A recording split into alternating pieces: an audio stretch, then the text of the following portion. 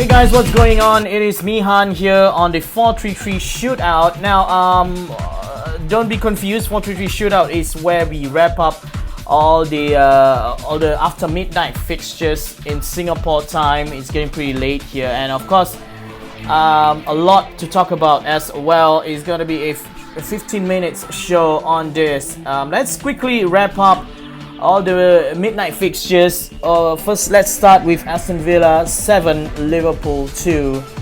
I mean, where do I begin? It was a catastrophe. Just bad day in the office for Liverpool. I disagree with some fans and pundits saying that it was a Sunday League football defending. Well, you're wrong. It was a handicapped Thursday football defending. You guys can scroll over to episode 1 when I said that it will be a mistake for Liverpool to let go of the Carabao Cup so easily, because this is my point right here. The more competition you play, the more you will keep your players fresh and competitive. Liverpool was 25 points ahead last season.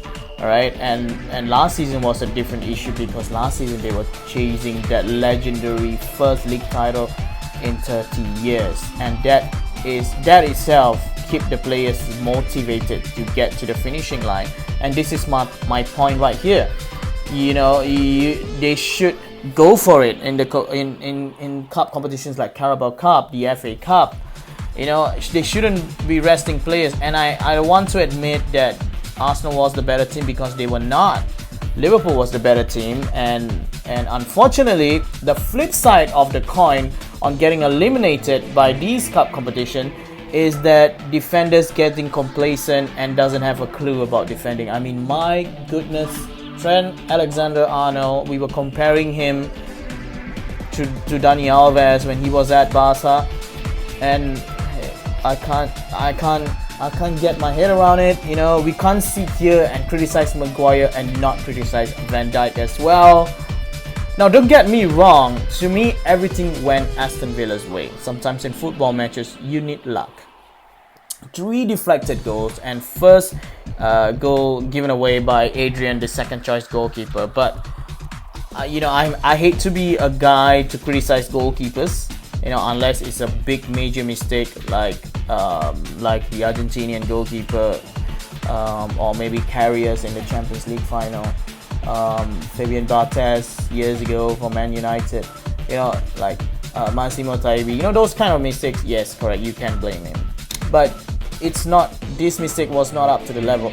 The thing is, for me, is that how in the hell did Aston Villa can even sniff a chance to get at this Liverpool side or defenders, for lack of a better term, in the way they did it? I mean, at one point it could have been 9. For God's sake, there is one time Grealish switches the ball over to, was it Traore or Trezeguet? I forgot who it was, and there were 2 players in the box racing in the penalty area unmarked, and then you see little Van Dijk and Gomez struggling to catch up with these players. It was literally a kindergarten football that I never thought I would see on any side playing on national TV. You know, and I'm trying to get my head around it. It's amazing. It really was amazing. Look, at the same time, I get it. Big teams do get outplayed and do get a bad day in the office by other teams. Real Madrid 6-2 at Bernabeu, Barcelona 8-2 in the Champions League, Bayern 5-1 to Frankfurt, Argentina 7-1 against Bolivia in one of the South American qualifiers, and just last week we saw Man City 5-2 at home to Leicester, and Manchester United and Liverpool this week now 6-1, 7-2 respectively. I get it, but the difference for this Liverpool side is the manner they lost it.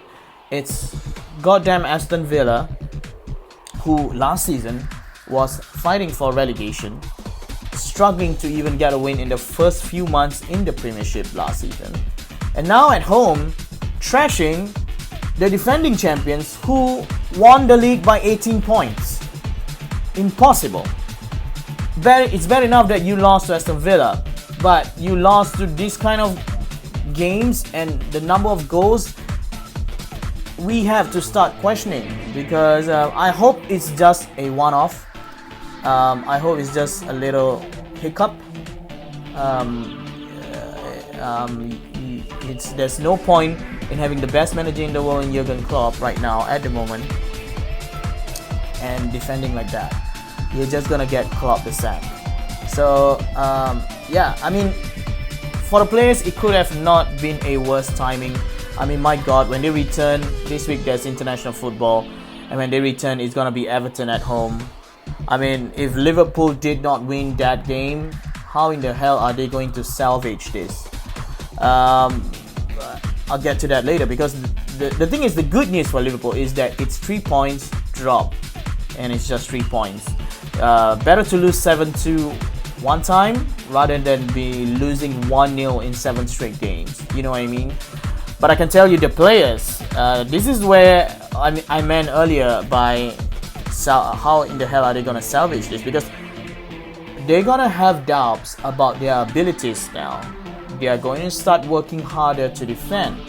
I mean, the defending is just club football academies needs to teach kids the art of defending, and like what I said earlier, defenders wins.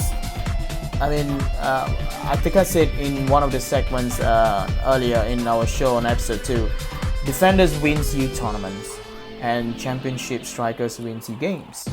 And there is no way Liverpool will win the league this season if they carry on this against Everton, a very dangerous Everton side who smells blood like that.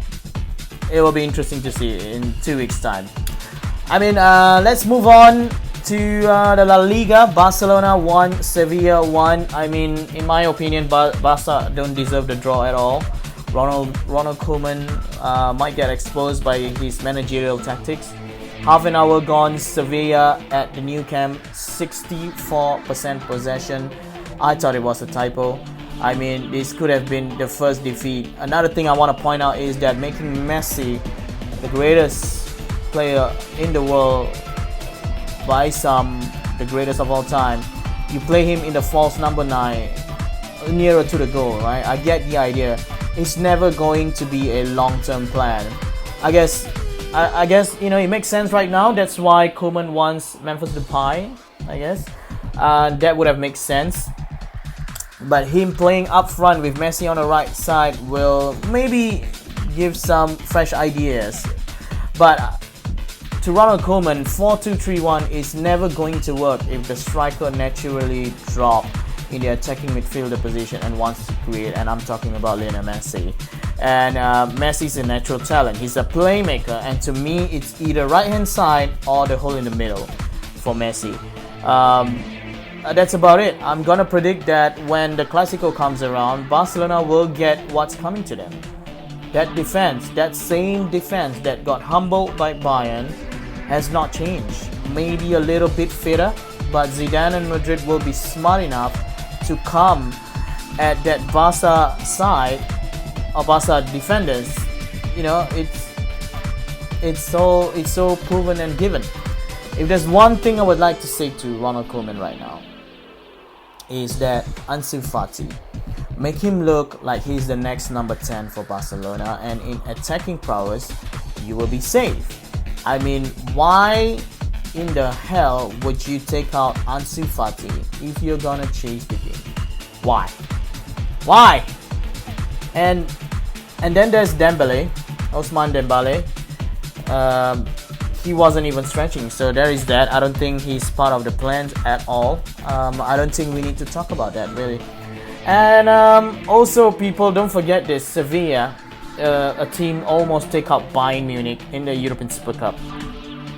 Almost, and I say that with quotes, with bold, italic, and underline, because we see today that Barcelona, when it comes to against smart teams, right, they need to keep it tight.